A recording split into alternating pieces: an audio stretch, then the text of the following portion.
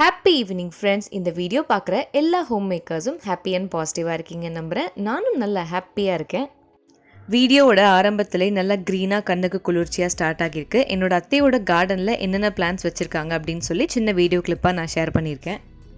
வீட்டோட entrance gate 2 சைட்லேயுமே லுக்குக்காக வைக்கிற plans 2 வச்சுருப்பாங்க. அதுவுமே பாட்டில் வைக்காமல் வாட்டர் கேனை பாதியாக கட் பண்ணி இந்த பிளாக் கலரில் பெயிண்ட் பண்ணி நல்லா லுக்காக வச்சுருப்பாங்க. மணி பிளான்ட் பார்த்திங்கன்னா ஒரு சைடு கேட்டில் ஸ்டார்ட் ஆகி இன்னொரு சைடு கேட்டில் வந்து அழகாக நல்லா தோரணை மாதிரி முடிஞ்சிருக்கும். வீட்டோட சைடில் 3 வால் ஹேங்கிங்ஸில் பாட் மாட்டிட்டு இந்த மாதிரி செடி வந்து வச்சுருக்காங்க. ஒரு செடியில் வந்து கலர் கலராக பூ வரும். பிங்க் ஃப்ளவர், எல்லோ ஃப்ளவர்னு குட்டி குட்டியாக வரும். வீட்டோட என்ட்ரன்ஸே பார்த்திங்கன்னா நல்லா லுக்காக க்ரீனரியாக தான் ஸ்டார்ட் ஆகும். பார்க்குறதுக்கே நல்லா வால் ஹேங்கிங்ஸ் எல்லாம் கொஞ்சம் டிஃப்ரெண்ட்டாக இருக்கும் பார்க்குறதுக்கு.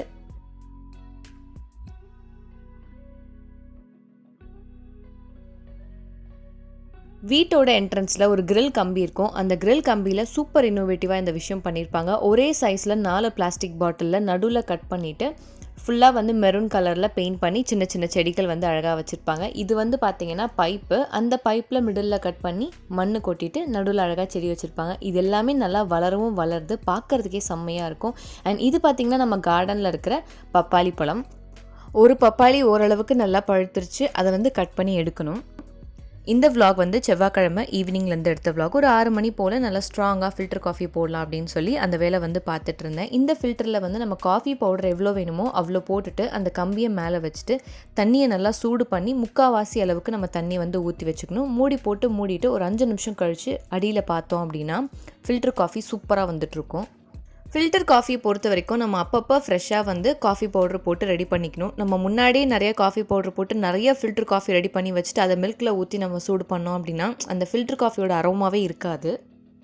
சித்தூரில் இருக்கேன் அப்படின்றதுனால ரிலாக்ஸாக ரெஸ்ட் எடுத்துகிட்டு ஈவினிங் டைமில் ஃப்ரெஷ்ஷப் ஆகிட்டு அதுக்கப்புறமா தான் நான் சாமிக்கு விளக்கேற்றினேன். டெய்லியுமே அந்த பஞ்சகாவிய விளக்கு தான் நானும் ஏற்றிட்டு வரேன். இங்கே ரொம்ப நல்லா இருக்குது அதோட வாசனை. அந்த டீட்டெயில்ஸ் வந்து ஆல்ரெடி நிறைய பேர் கேட்டிருந்தீங்க. நான் திருப்பி டிஸ்கிரிப்ஷன் பாக்ஸில் அந்த பஞ்சகாவிய விளக்கு பற்றின டீட்டெயில்ஸ் வந்து கொடுக்குறேன், செக் பண்ணி பாருங்கள். என்னோட அத்தை இங்கே எப்போவுமே மாட்டுப்பால் தான் வாங்குவாங்க. மாட்டுப்பால் வாங்கி நல்லா காய்ச்சினதுக்கப்புறமா அதில் மேலே ஏடு மாதிரி ஃபார்ம் ஆகும். அந்த ஏடெல்லாம் தனியாக எடுத்து வச்சு நம்ம எப்போவுமே தயிர் உரைக்க ஊற்றுவோம் பார்த்திங்களா, அந்த தயிரில் வந்து இந்த ஏடெல்லாம் சேர்த்து வச்சு நல்லா புளிச்சதுக்கப்புறமா அதுலேருந்து பட்டர் எடுப்பாங்க. பட்டர்லேருந்து நெய் செய்வேன் அப்படின்னு சொல்லிட்டு இருந்தாங்க. நம்ம எவ்வளோ ஏடு வேணுமோ அவ்வளோ ஏடு வந்து சேர்த்து வச்சு நல்லா புளிச்சதுக்கப்புறமா மிக்சியில் மாற்றிட்டு கொஞ்சமாக ஐஸ் வாட்டர் ஊற்றி நல்லா அடித்தோம் அப்படின்னா மோர் தனியாக பட்டர் தனியாக வந்துடும். இது வந்து மிக்சியில் நல்லா அடித்ததுக்கப்புறமா பாத்திரத்தில் தனியாக மாற்றிருக்காங்க. பார்த்திங்கனாலே தெரியும் பட்டர் நல்லா கையில் தனியாக வந்துருச்சு. லைட்டாக பிழிஞ்சிட்டு இன்னொரு பாத்திரத்தில் தனியாக தண்ணியில் வந்து அந்த பட்டர் எல்லாமே வந்து சேர்க்குறாங்க. இந்த சைட் பார்த்திங்கன்னா மோர் வந்து கீழே போயிடும். அது நம்ம பட்டர் மில்க்குன்னு சொல்லுவோம். சால்ட்லாம் போட்டு குடிச்சோன்னா செம்ம டேஸ்ட்டாக இருக்கும். இப்போது இந்த பட்டரை மொத்தமாக சேர்த்து இன்னொரு பாத்திரத்தில் மாற்றிட்டு அடுப்பை வந்து லோ டு மீடியம் ஃப்ளேமில் வச்சோம் அப்படின்னா கொஞ்சம் கொஞ்சமாக வெண்ணெய் வந்து உருக ஆரம்பிக்கும். எனக்கு அன்சால்டட் பட்டர்னால் ரொம்ப ரொம்ப பிடிக்கும். கடையில் அன்சால்டட் பட்டர் வாங்கினா கூட அதை நான் சும்மாவே நிறைய சாப்பிடுவேன். வெண்ணெய் எல்லாமே நல்லா கரைஞ்சி நல்லா கொதிக்க ஆரம்பிச்சிருச்சு. லோ ஃப்ளேம்லேயே வச்சு அப்பப்போ கரண்டி யூஸ் பண்ணி நம்ம கிண்டணும். இப்போ கலர் பார்த்தாலே தெரியும், கொஞ்சம் மெரூன் கலரில் இருக்கும். நெய் வந்து வர ஆரம்பிச்சிருச்சு. மேலே அந்த வெள்ளையாக நுரையாக வர்றது எல்லாமே வந்து எக்ஸஸாக இருக்கிற மோர் அது எல்லாமே போயிட்டு நெய் வந்து அடியில் தங்கும். இப்போ வந்து நல்லா வாசனைக்காக கொஞ்சமாக முருங்கைக்கீரை வந்து அதில் போட்டிருந்தாங்க. நல்லா மணமாக இருக்கும் அப்படின்னு சொன்னாங்க. முருங்கைக்கீரை சேர்த்ததுக்கப்புறமா நெய் நல்லா ஆறின பிறகு நம்மளோட ஸ்டோரேஜ் கண்டெய்னரில் நம்ம சேர்த்து வச்சுக்கலாம். இப்போ இந்த முருங்கைக்கீரையிலையும் அடியில் கொஞ்சம் நெய்யும் இருக்குது பார்த்திங்களா, அதில் வந்து கொஞ்சமாக ராகி மாவு சேர்த்து நல்லா சக்கரைலாம் போட்டு கிண்டி கொடுத்தாங்க. ஒரு மாதிரி நல்லா ஸ்வீட்டாக நெய்யோட வாசனைக்கும் அந்த முருங்கைக்கீரையும் சாப்பிட்றதுக்கு செம்ம டேஸ்ட்டாக இருந்துச்சு. இது வந்து நெய் பண்ணுறீங்க அப்படின்னா கண்டிப்பாக ட்ரை பண்ணி பாருங்கள். இப்போ இந்த வெண்ணெயிலேருந்து காய்ச்சின நெய் வந்து ஒரு 100 கிராம் வந்திருக்கும். இது வந்து ஸ்பெஷலாக துருவாக்காகவே எங்கள் அத்தை வந்து ரெடி பண்ணாங்க. அவன் வந்து வீட்டில் செஞ்ச நெய் சாப்பிடணும் அப்படின்னு சொல்லிட்டு. ஒரு பப்பாளி வந்து நல்லா பழுத்திருந்தது. அது வந்து என்னோட மாமா கட் பண்ணி எடுத்துக்கிட்டாங்க. அடுத்த நாளைக்கு நம்ம கட் பண்ணி சாப்பிட்டா நல்லா ஸ்வீட்டாக இருக்கும். அதுவும் நாட்டு பப்பாளி பழம் நல்லா ஸ்வீட்டாக இருக்கும். நைட்டுக்கு வந்து டிஃபன் பண்ணிக்கலாம், தோசையும் கார சட்னியும் அப்படின்னு சொல்லி அதுக்கான வேலை பார்த்துட்டு இருந்தேன். இந்த கார சட்னி ரெசிபி சமையல் கற்றுக்கிற பிகினர்ஸ்க்கு கண்டிப்பாக யூஸ்ஃபுல்லாக இருக்கும். 3 டேபிள் ஸ்பூன் குக்கிங் ஆயில் எடுத்துக்கணும். அதில் கொஞ்சமாக கடலைப்பருப்பு, கொஞ்சமாக கருவேப்பிலையில் சேர்த்துக்கணும். காரத்துக்கு ஏற்ற மாதிரி காஞ்ச மிளகா சேர்த்துக்கலாம். நான் வந்து ஒரு 7 காஞ்ச மிளகா சேர்த்துருக்கேன். நான் சொல்கிற இந்த அளவுகள் எல்லாமே ஒரு 4 பேர் வரைக்கும் தாராளமாக சட்னி சாப்பிடலாம். ஒரு 10 பல் பூண்டு வந்து கட் பண்ணி ஆட் பண்ணியிருக்கேன். இதெல்லாம் நல்லா வதங்கினதுக்கப்புறமா 3 பெரிய வெங்காயம் சின்ன சின்னதாக கட் பண்ணி சேர்த்துருக்கேன். இந்த சட்னிக்கு நம்ம சின்ன வெங்காயம் சேர்த்துக்கிட்டோம் அப்படின்னா இன்னும் நல்லா டேஸ்ட்டாக இருக்கும். எவ்வளோ உப்பு தேவையோ அவ்வளோ உப்பு சேர்த்துக்கணும். நல்லா வதக்கினதுக்கப்புறமா கொஞ்சமாக பெருங்காயத்தூள் சேர்த்துக்கிறேன். வெங்காயம் நல்லா வதங்கினதுக்கப்புறமா 3 தக்காளி சின்ன சின்னதாக கட் பண்ணி நான் அதையும் சேர்த்துக்கிறேன்.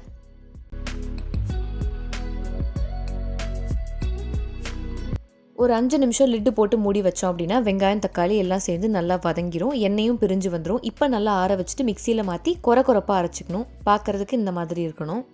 சட்னி அரைச்சதுக்கப்புறமா ஒரு பாத்திரத்தில் மாற்றிட்டு கொஞ்சமாக கடுகு உளுந்தம் பருப்பு கருவேப்பிலை போட்டு தாளித்து அந்த எண்ணெயை இந்த சட்னியோடு நம்ம சேர்த்துக்கணும். நல்லா மொறுன்னு தோசை ஊற்றி இந்த சட்னி வச்சு சாப்பிட்டோம்னா செம்ம டேஸ்ட்டாக இருக்கும். என்னோடய அம்மா கிட்ட தான் நான் இந்த சட்னி கற்றுக்கிட்டேன். என்னோடய அம்மா வெள்ளை பணியாரம் பண்ணுவாங்க. அதுக்கு இந்த சட்னி வச்சு சாப்பிட்டா இன்னும் வேறு லெவலில் டேஸ்ட் அல்டிமேட்டாக இருக்கும். என் அம்மா என்னை விட சூப்பராக பண்ணுவாங்க. கிச்சோட ரெசிபி வீடியோ நிறைய ஹோம் மேக்கர்ஸ்க்கு பிடிச்சிருக்கு. இன்னும் நிறையா ரெசிபி ஷேர் பண்ண சொல்லியிருந்தீங்க. இன்றைக்கி கிச்சோட மட்டன் தொக்கு ரெசிபி தான் நான் ஷேர் பண்ணியிருக்கேன். அதுக்கு ஒரு குக்கரில் 3 டேபிள் ஸ்பூன் குக்கிங் ஆயில் எடுத்துக்கணும். இந்த மட்டன் தொக்கு சின்ன வெங்காயத்தில் பண்ணால் தான் சூப்பராக இருக்கும். ஆல்ரெடி ஒரு 20லேருந்து 25 சின்ன வெங்காயம் கட் பண்ணி எடுத்து வச்சுருக்கோம். எண்ணெய் நல்லா காஞ்சதுக்கப்புறமா கொஞ்சமாக கருவேப்பிலையில் சேர்த்துக்கணும். அதில் 1 டேபிள் ஸ்பூன் அளவுக்கு ஜீரகமும் சேர்த்துக்கணும்.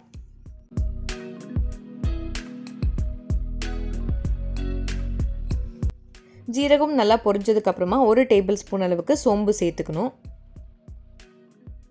இப்போது உரிச்சு வச்சுருந்த எல்லா சின்ன வெங்காயத்தையும் சேர்த்துக்கணும். ஒரு நிமிஷம் போல் நல்லா வதக்குனதுக்கப்புறமா நமக்கு எவ்வளோ உப்பு தேவையோ அவ்வளோ உப்பு சேர்த்துக்கணும். உப்பு சேர்த்தோம் அப்படின்னா வெங்காயம் கொஞ்சம் சீக்கிரமாக வதங்கிடும். இப்போ 1 டேபிள் ஸ்பூன் அளவுக்கு காஷ்மீரி ரெட் சில்லி பவுடர் சேர்த்துருக்கு. 1/2 டேபிள் ஸ்பூன் மஞ்சள் தூள் சேர்த்துட்டு நல்லா வதக்கிக்கணும். மட்டனோட முக்கியமான விஷயமே இஞ்சி பூண்டு பேஸ்ட்டு தான். 1/2 ஸ்பூன் அளவுக்கு இஞ்சி பூண்டு பேஸ்ட்டு சேர்த்துட்டு வெங்காயத்தோடு சேர்த்து நல்லா வதக்கிக்கிறேன். நல்லா சுருண்டு வதங்கி வந்ததுக்கப்புறமா ஒரு தக்காளி சின்ன சின்னதாக கட் பண்ணி அதையும் சேர்த்துக்கணும். கிச்சோட ரெசிபி வீடியோ எல்லாமே கண்டிப்பாக ட்ரை பண்ணி பாருங்கள். டேஸ்ட் உண்மையாகவே அல்டிமேட்டாக இருக்கும். வெங்காயம் தக்காளி நல்லா வதங்கும் போது கொஞ்சமாக தண்ணி சேர்த்துக்கணும். இல்லைனா அடியில் அடி பிடிச்சிரும். 2 டேபிள் ஸ்பூன் அளவுக்கு மட்டன் மசாலா சேர்த்துருக்கேன். இந்த மட்டன் மசாலா எப்படி அரைக்கணுன்ற அளவுகள் நான் டிஸ்கிரிப்ஷன் பாக்ஸில் கொடுக்குறேன். கண்டிப்பாக செக் பண்ணி பாருங்கள். ரொம்பவே ஈஸி தான். சைடில் அப்படியே கொத்தமல்லி இலையும் கட் பண்ணி வச்சுக்கிட்டாங்க. இப்போ நல்லா வதங்கி எண்ணெய்லாம் பிரிஞ்சு வந்துருச்சு. இதில் 1 டேபிள் ஸ்பூன் அளவுக்கு பெப்பர் தூள் சேர்த்துருக்கு.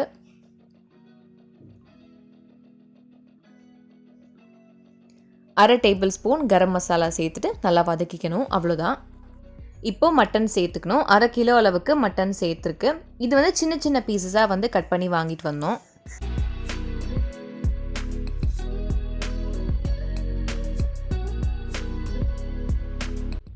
மட்டன் மசாலாவோட சேர்கிற அளவுக்கு நல்லா கிண்டினதுக்கப்புறமா உப்புலாம் டேஸ்ட் பார்த்துட்டு மட்டன் வேகிற அளவுக்கு கொஞ்சமாக தண்ணி ஊற்றி குக்கரில் விசில் போட்டுடணும். 5லேருந்து 6 விசில் விட்டோம் அப்படின்னா நல்லா வெந்துடும். உங்களோட குக்கர் பொறுத்து விசில் மாறும்.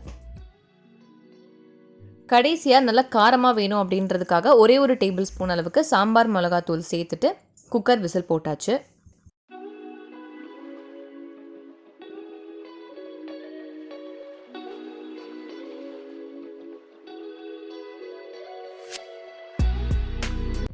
குக்கர்லேருந்து விசில் எடுத்ததுக்கப்புறமா கொஞ்சமாக கிரேவி கன்சிஸ்டன்சியில் இருக்கும். கிரேவி மாதிரி வேணும் அப்படின்றவங்க அப்படியே எடுத்துக்கலாம். இல்லை கொஞ்சம் ட்ரையாக வேணும் அப்படின்றவங்க லோ டு மீடியம் ஃப்ளேமில் வச்சு கொஞ்சம் நேரம் வச்சுருந்தோம் அப்படின்னா நல்லா சுக்கா மாதிரி ட்ரை ஆகிடும். சாப்பிட்றதுக்கு ரெடி ஆகிடுச்சு. செம்ம டேஸ்ட்டான மட்டன் தொக்கு ரெசிபி ரெடி. கண்டிப்பாக ரெசிபியை ட்ரை பண்ணி பாருங்கள். செம்ம டேஸ்ட்டாக இருக்கும். கிச்சோட ரெசிபியை அப்படியே ஷேர் பண்ணாமல் புருஷன் சமையல் எபிசோட்னு போடுறேன்னு கம்யூனிட்டி போஸ்ட்டில் போட்டிருந்தேன். இது புருஷன் சமையல் எபிசோட் 1 பிடிச்சிருக்கான்னு கமெண்ட் பண்ணுங்கள். சாப்பாட்டு அரிசி நாங்கள் எப்போவுமே சித்தூரில் தான் வாங்குவோம். ரொம்ப நல்லாயிருக்கும். எப்போவுமே ஒரு 10 கிலோ 15 கிலோ அந்த மாதிரி வாங்கிட்டு வந்துடுவோம். ஒரு 2-3 மாதம் அந்த மாதிரி ஓடும். இந்த வாட்டி அத்தை 25 கிலோ ரைஸ் ஆல்ரெடி வாங்கி வச்சுருந்தாங்க. அதனால் அதுலேருந்து 10 கிலோ எங்களுக்கு கொடுத்து விட்டுருந்தாங்க. புதன்கிழமை காலையில் ஒரு 11 மணி போல் கிளம்பி மதியானம் 1:30 மணி போல் வீட்டுக்கு வந்தாச்சு. அப்பாடா சென்னை வீட்டுக்கு வந்தாச்சு அப்படின்ற மாதிரி இருந்தது. இன்னொரு பக்கம் எப்பவும் போல் வேலை ஸ்டார்ட் ஆக போகுது அப்படின்ற மாதிரி இருந்துச்சு. சரி ஓகே மத்தியானத்துக்கு வீட்டிலே சமைச்சு சாப்பிட்றலாம் அப்படின்னு சொல்லி அதுக்கான வேலை பார்த்துட்டு இருந்தேன். கிச்சு கொஞ்சமாக சிக்கனும் வாங்கிட்டு வந்திருந்தாங்க. சிக்கன் ஃப்ரை பண்ணிவிட்டு ரசமும் சாதமும் வச்சு சாப்பிட்லாம் அப்படின்னு சொல்லி முடிவு பண்ணியிருந்தோம். 2 சிக்கன் லெக் பீஸும் வாங்கியிருந்தாங்க. தனியாக ஃப்ரை பண்ணி சாப்பிட்லாம். பட் இப்போ வேண்டாம் அடுத்த நாளைக்கு சாப்பிட்லாம் அப்படின்னு சொல்லி அதை ஒரு பாக்ஸில் ஸ்டோர் பண்ணி டீப் ஃப்ரீஸில் வச்சுட்டேன். சாப்பிட்டு முடிச்சதுக்கப்புறமா தான் பெரிய வேலையே. போகும்போது ஒரு 5 பேக் தான் கொண்டு போனோம். பட் வரும்போது பார்த்திங்கன்னா 7 பேக் கிட்ட ஆகிடுச்சு. ஊருக்கு போகிறது பெரிய பிரச்சனையாகவே இருக்காது. ஆனால் இந்த மூட்டையை கட்டி திருப்பி மூட்டையை பிரித்து வைக்கிறது தான் பெரிய வேலையே. அது ரொம்ப ஒரு கடுப்பான வேலை. ஃப்ரிட்ஜில் கொஞ்சமாக தக்காளி வச்சுட்டு போயிருந்தேன். அதில் 2-3 தக்காளி மட்டும் கொஞ்சம் ரொம்ப அழுகி போயிடுச்சு. அதெல்லாம் தனியாக எடுத்து வச்சுட்டு பேலன்ஸ் இருக்கிற தக்காளி எல்லாமே நீட்டாக தண்ணியில் வாஷ் பண்ணி காய வச்சுருந்தேன். நான் எப்போவுமே ஊருக்கு போயிட்டு வந்த உடனே கொஞ்சம் நேரம் ரெஸ்ட் எடுத்துகிட்டு கொண்டு போன பேக் எல்லாமே அன்பேக் பண்ணி கரெக்டாக எடுத்து வச்சிடணும் அப்படின்னு தான் எப்போவுமே பண்ணுவேன். பட் ஒரு சில நேரம்லாம் ரொம்ப டயர்டாக இருக்கும். அப்போல்லாம் அப்புறமா பண்ணிக்கலாம் அப்படின்னு சொல்லி இந்த பேக்கெல்லாம் அப்படியே வைப்பேன். பார்த்தா 2-3 நாள் தள்ளி போயிடும். அதனால் சாப்பிட்ட உடனே செய்யணும் அப்படின்னு சொல்லி எல்லாமே பார்த்துட்ருந்தேன்.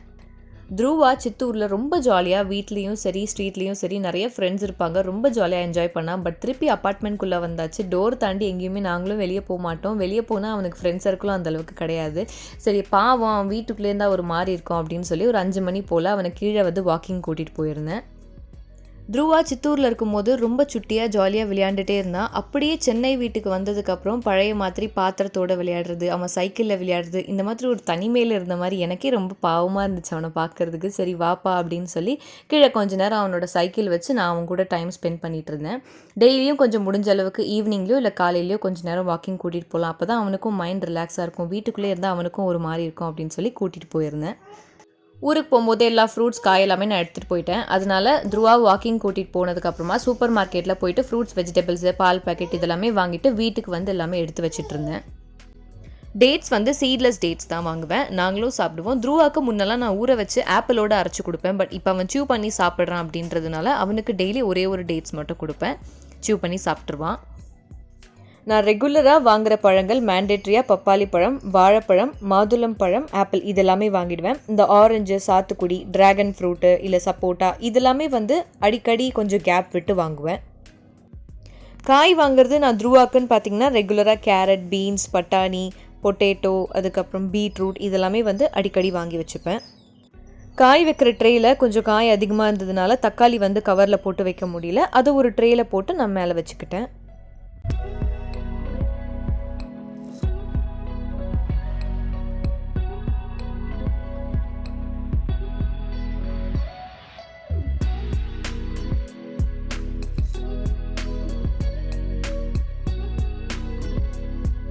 மத்தியானம் சமைச்சு முடிச்சதுக்கப்புறமா சாப்பிட்டுட்டு நல்லா போய் ரெஸ்ட் எடுத்தாச்சு. எந்த கிச்சன் க்ளீனிங் வேலையுமே பார்க்கல. அப்புறம் த்ருவா வாக்கிங் கூட்டிகிட்டு போயிட்டு வந்ததுக்கப்புறமா தான் கிச்சன் எல்லாமே க்ளீன் பண்ணி வச்சுட்டு இருந்தேன்.